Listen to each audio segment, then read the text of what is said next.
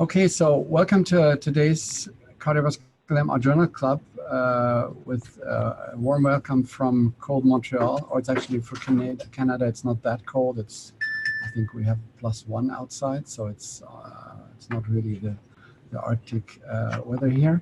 So today we have two interesting papers. One is basically a little bit a leftover from last week where we talked about myocarditis. And it will be looking at strain, which is an upcoming marker that still generates a lot of discussion, and how strain imaging may help in the diagnosis of myocarditis, especially not using contrast agents.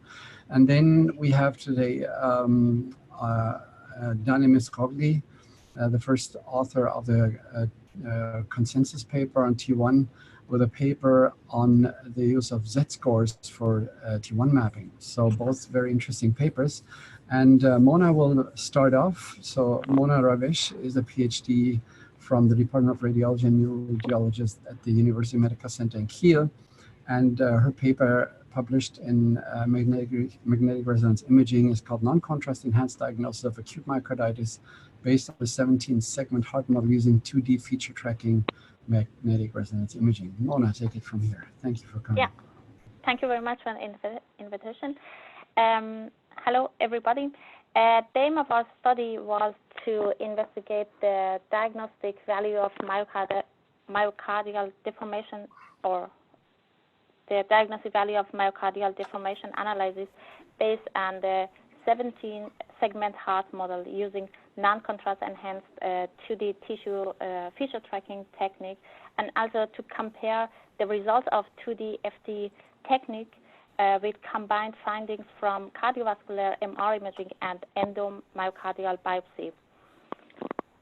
Our study included 70 patients who had been consecutively referred to our university hospital for CMR imaging due to clinically suspected acute myocarditis. As a control group, 40 healthy volunteers were included in our study. All CMR imaging,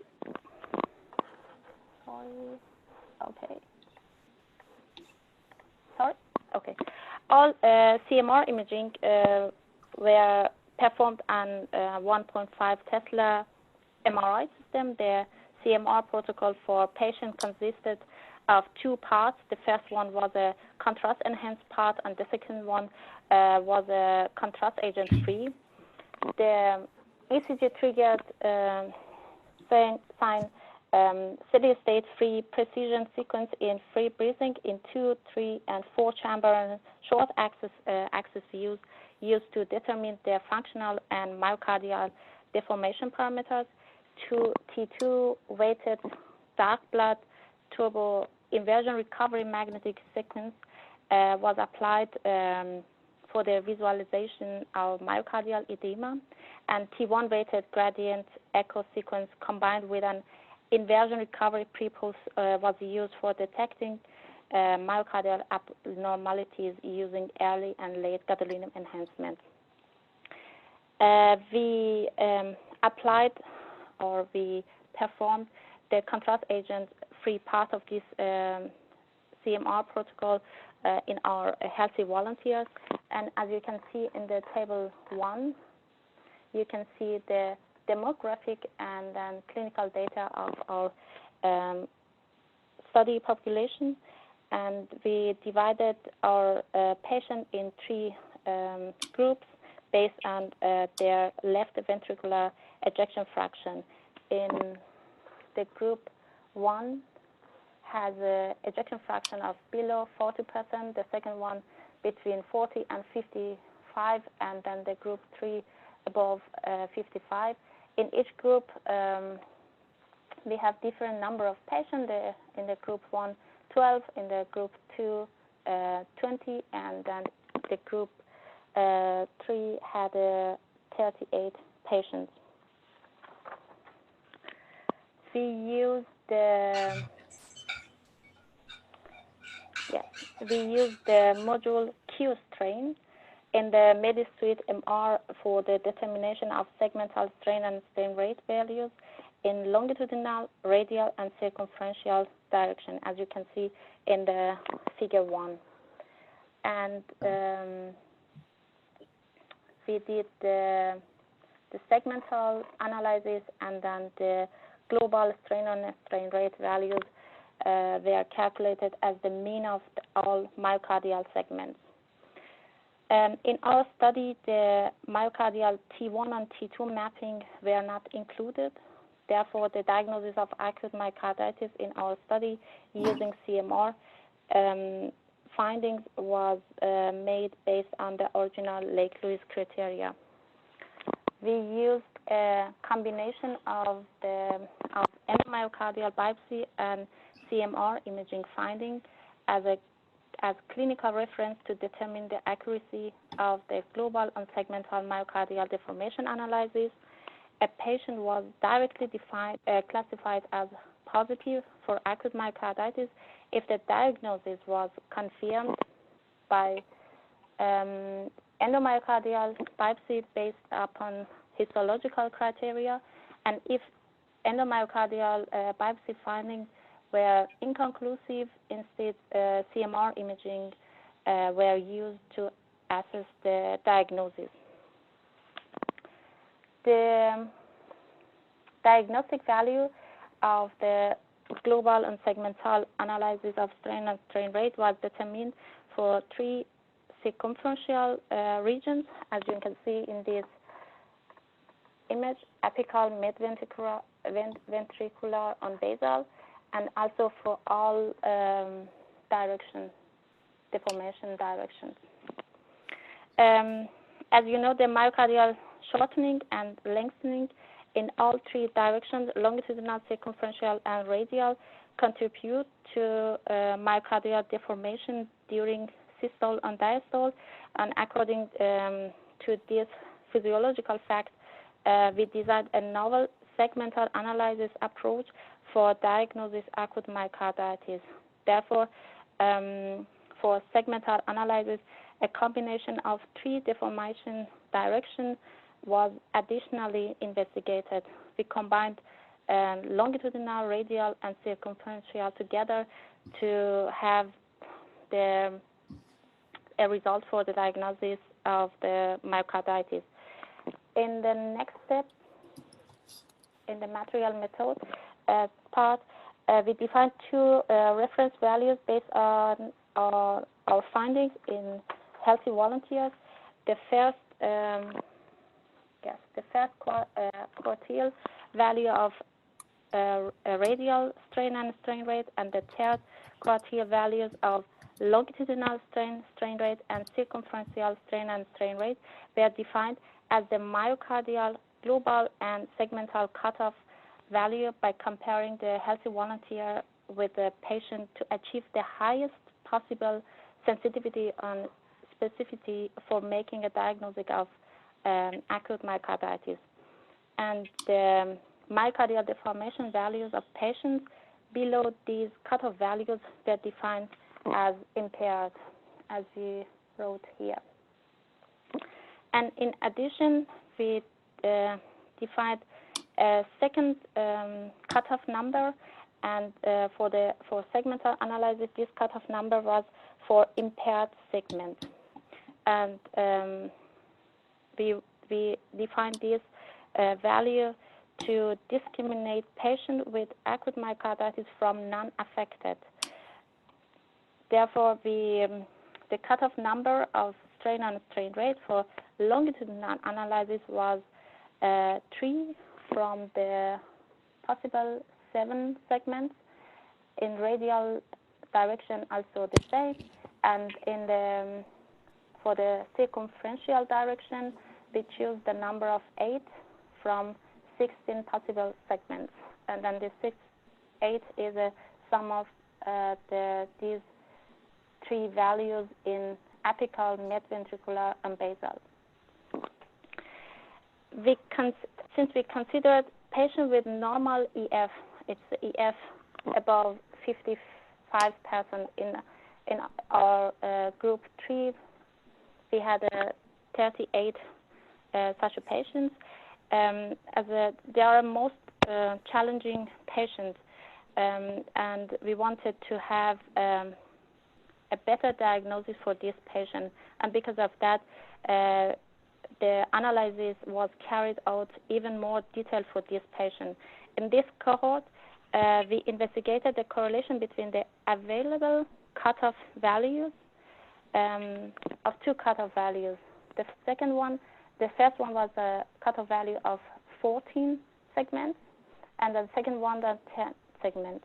And we investigated the correlation between these cutoff values and the clinical reference diagnosis of acute myocarditis.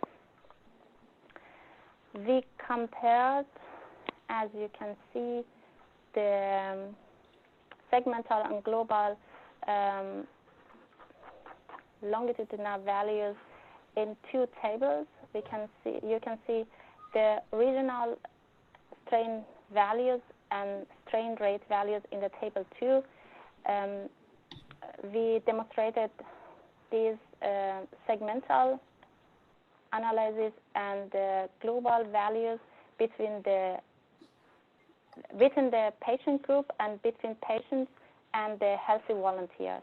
And also we showed these differences graphically in the figure 2. I have to do it bigger. Okay. We can see the difference between the group 1, 2, 3 and between the patient group and the healthy volunteers. And the interesting thing was that the 42 of these patients, there we have it, yes, here. And acute myocarditis was confirmed in 42 of total 70 patients based on combining endomyocardial biopsy and CMR imaging, and 12 of these patients belong to the group 1, 14 to group 2, and 16 to group 3. And within all three directions, we figure out, or based on our analysis, the global circumferential deformation analysis provided the highest diagnostic accuracy in the entire group. We have a strain value of 18, and for the strain rate, we have a values of,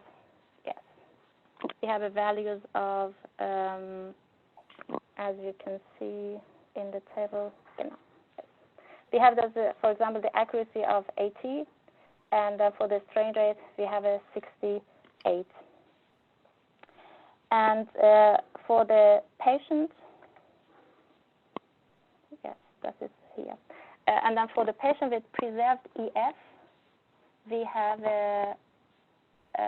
in this group, we have an accuracy of 79% with this combined analysis approach. And in the segmental analysis, the accuracy is about 84%. It's higher than the global value, both in strain and also in the strain rate. We analyzed also the patients with different cutoff values, and then we could see then in the segmental analysis in this patient with a cutoff value of 14, we have a positive predictor value of 91. Is it that? Oh, I cannot find the figure. Is it?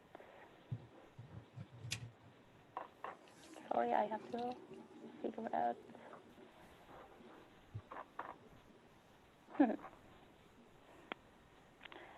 I didn't notice the. Anyway, it's not important. Maybe I have to. Okay. Yes, it's okay. It's okay. It's okay. Yeah, I found it. Okay. I looked for this. Okay. We have this patient with a yes. We have this patient with a cutoff value of 14, a higher accuracy of 80, and then in the strain rate.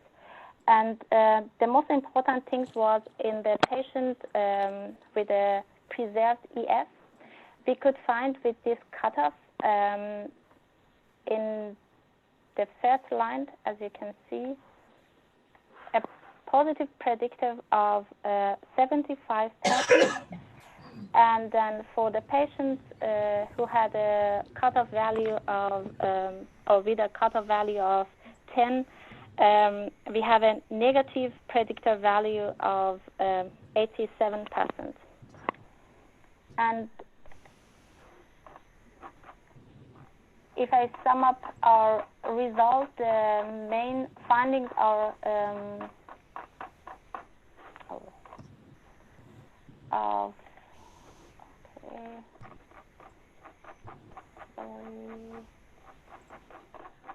there we are. Here. Okay.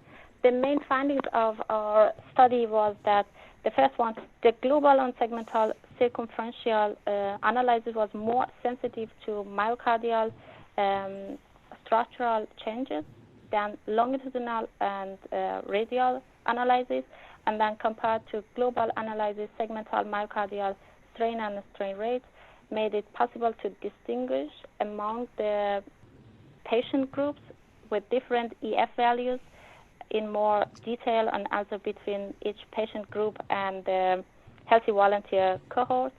And with regard to the reference diagnosis of acute myocarditis, diagnostic accuracy of combined segmental analysis was higher than of global analysis. And I think we can say that the segmental analysis, strain analysis, provided a higher diagnostic performance than segmental strain rate. I think it's because of the temporal resolution. We have in this study a temporal resolution of 35 milliseconds with 25 cardiac phases. I think that we have to have more than 30 or 40 heart phases to have a higher sensitivity and specificity based on the strain rate values. Okay, thank you very much. In the interest of time, Mona, we have to stop here because we are already over time. So thank you very much. We will not have the time for a lot of questions. Just if I may summarize that, so the data indicate that there may be an additional value of strain analysis. So one question which I think is important I have is, you defined a cutoff value. Was that defined in the same population? So the cutoff value you used for abnormal versus normal? Was that defined in the same population? Did you do an area under the curve analysis and then use that in the same population to look at the accuracy? No, I didn't do that. I tried to do that, I compare the rock curve, the result of the rock curve with my, and I figure out that with my approach, I have to better sensitivity and specificity, and for the rock curve, I was not sure if there is a big difference between, for example, if I decide for a sensitivity of 60%, or sorry, 90% instead of 91. Okay.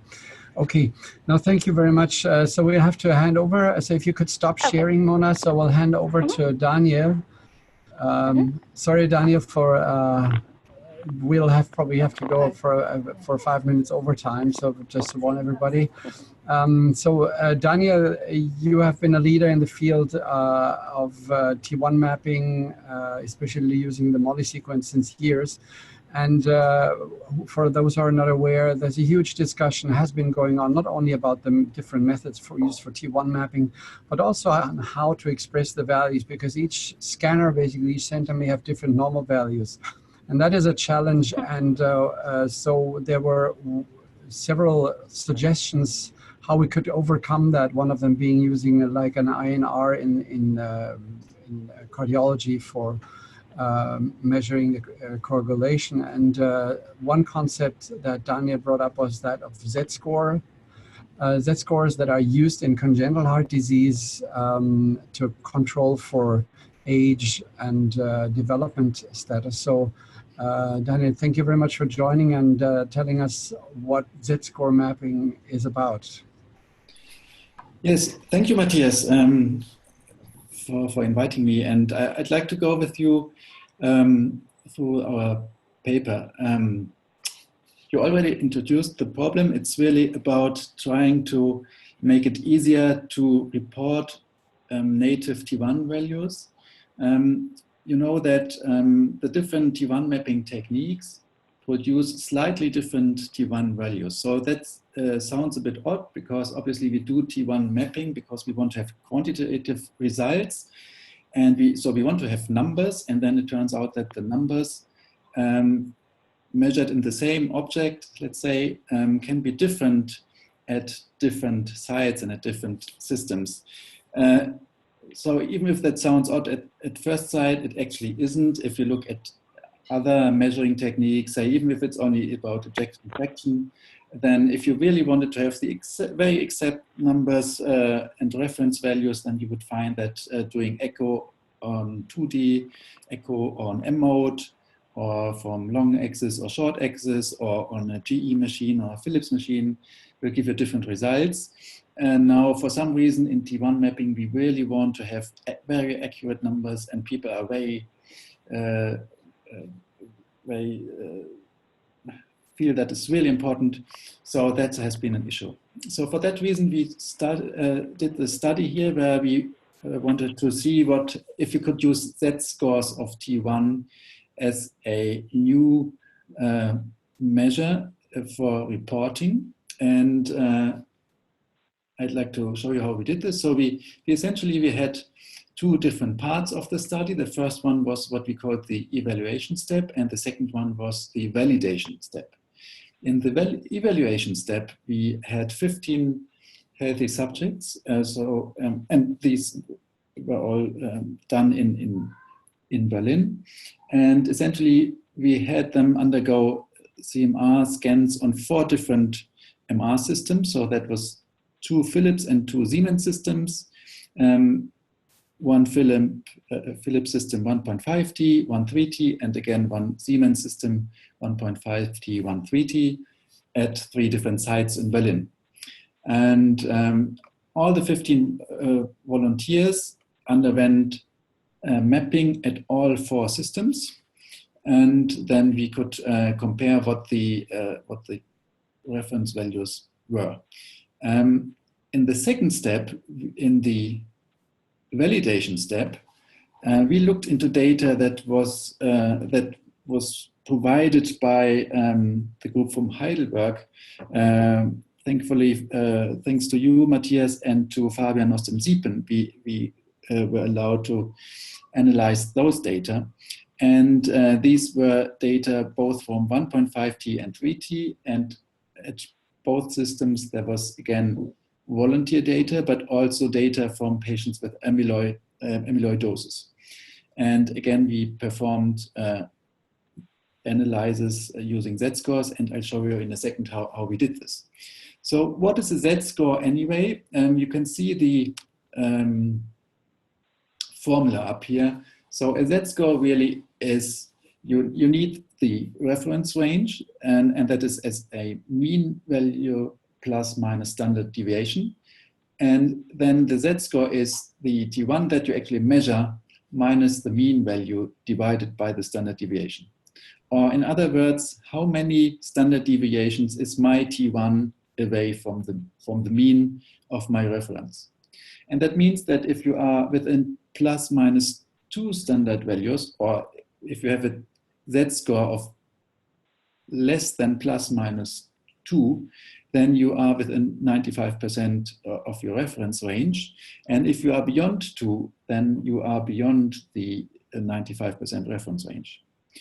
And it's really as simple as that. And you might know the concept, as Matthias said, for example, from congenital heart disease, where we use this, for example, to report on diameter of the aorta in children, where no one can actually have all the numbers in their minds and know that at what age the maximum diameter should be like. And then you can look this up in tables and report on z-scores rather than on the actual millimeters. Something similar is used in osteoporosis, for example, if you look at bone density. Now, essentially, we did this, first of all, in the evaluation step in the volunteers. And first of all, of course, we looked into T1. And we acquired T1 maps with different MOLLI schemes. And that was the standard 335 MOLLI scheme, but also 5-3 MOLLI schemes. And I show you the results here. So you can see that on the two 1.5 Tesla systems that we used, we had overall 6 different MOLLI sequences that we used, so 3 and 3. And these were all performed in all volunteers. And for each technique, this way we generated a reference range. So for each technique, we had 15 data from 15 subjects. And then you see that if you plot the mean plus minus standard deviation, you see that some of them have significant differences and others don't. And this is what we know from MOLLI and also from other T1 mapping techniques, that there can be differences even if you have, for example, a scheme that should be the same, say on a Philips system, a 335, and on a Siemens system, a 335, then you can have significant differences, because it's not only about the sequence architecture, it's also about the actual readout pulses that the systems use, and these are really far inside the software of the systems. And it's also about things like slice profiles and many other things, post-processing, that we don't actually have access to if we program or if we change the parameters. So this is how these differences come. Obviously, the major difference is in field strength. So if you compare the 1.5 Tesla values versus the 3 Tesla versus values, then obviously 3T always gives much higher T1 than 3.5, 1.5T. Now that's the first step we did, and then we calculated the z-scores from these data. And this is what happens if you then plot the z-scores. And now you can see these are actually all more or less around the same line. And you can see, and this is obviously what you would expect, that they are all more or less plus minus 2 standard deviations. So you really have only very few outliers, and primarily that's on systems where the standard deviation was fairly high. So we had one system, the 3 Tesla Philips system, which gave quite a high variability of T1 maps. And this not only translates into high standard deviation here, but also into z-scores that can give you outliers like this. But this is, if you like, nothing to do with the z-score technique. It's to do with poor performance of this technique on this particular system. And I show you later on how this translates into the z-score maps. Because that's what you can do. You can also perform this on a pixel basis. So you can generate maps where each pixel represents now a z-score rather than a T1 value. And we call them z-score maps. And that's what they look like. We chose what's called a diverging color scheme. So this means that it's not a rainbow color scheme, which can be quite misleading sometimes.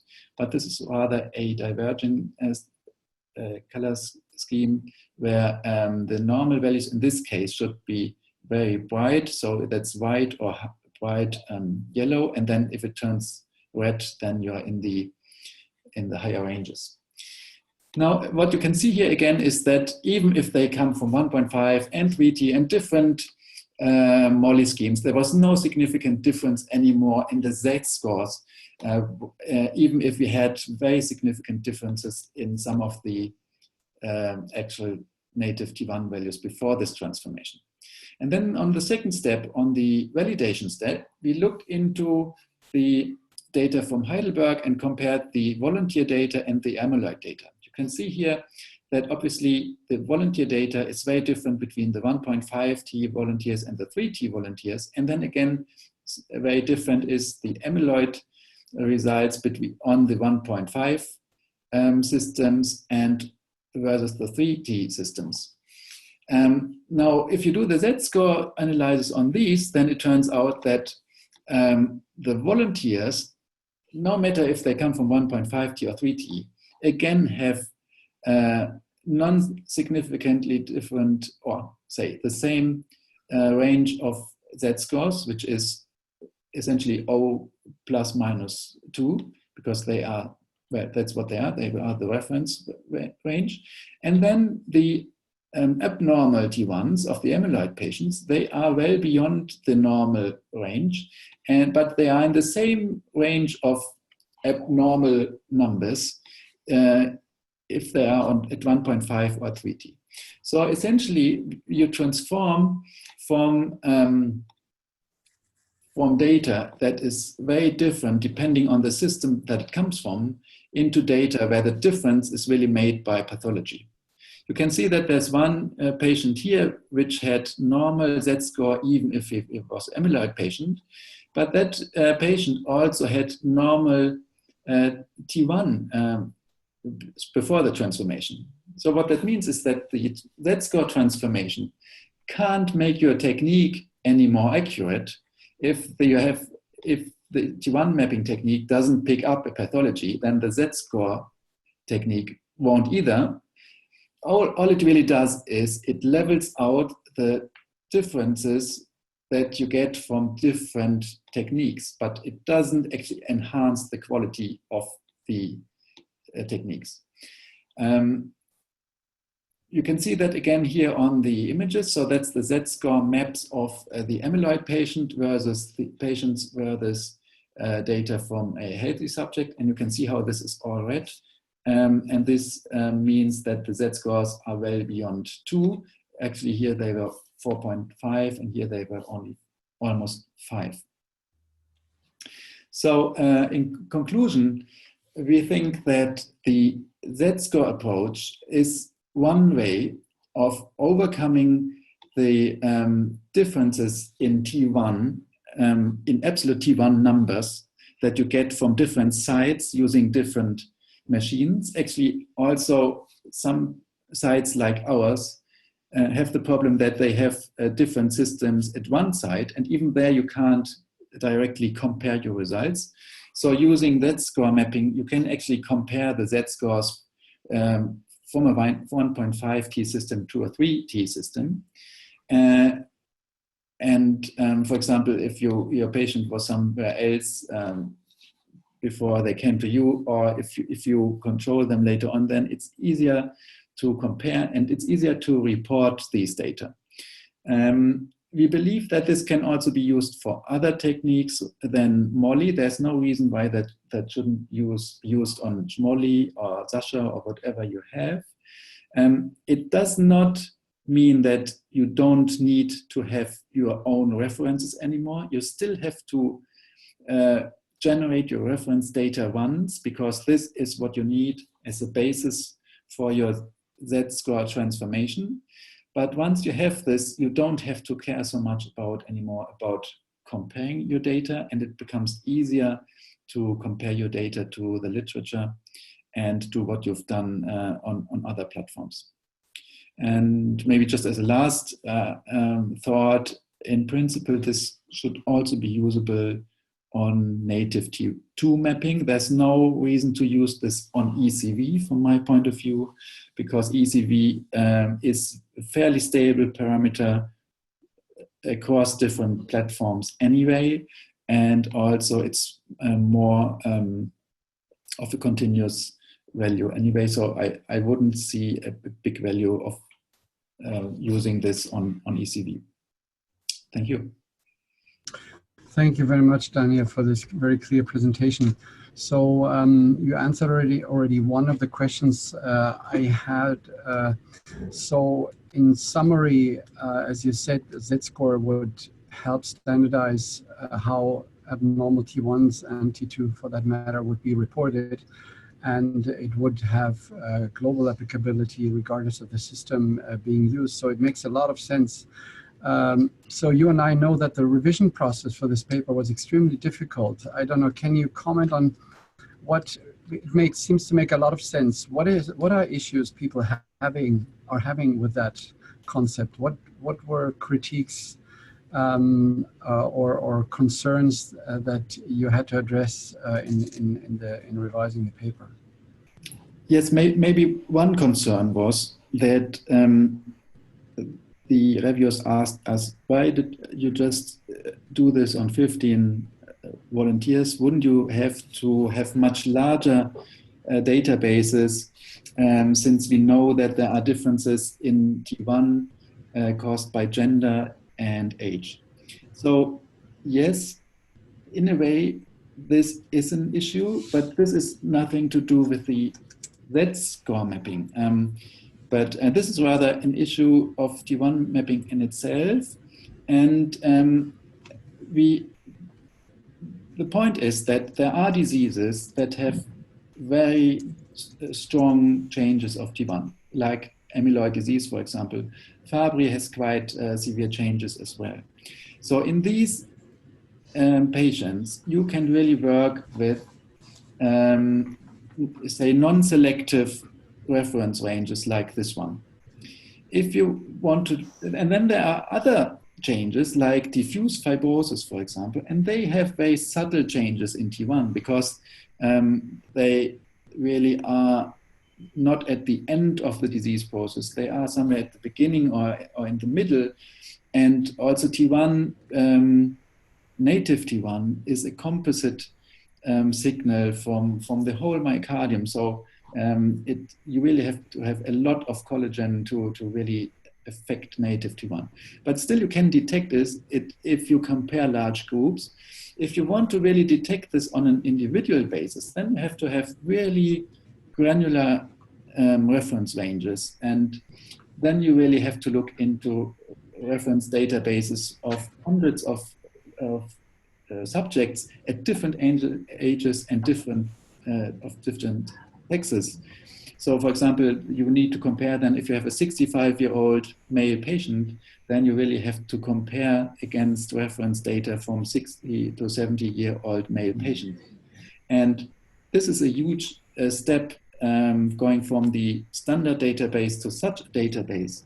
And you have to do that if you really want to talk about such diseases, but you can do this with Z-score mapping as well. But what we wanted to do in this paper is to have a proof of concept.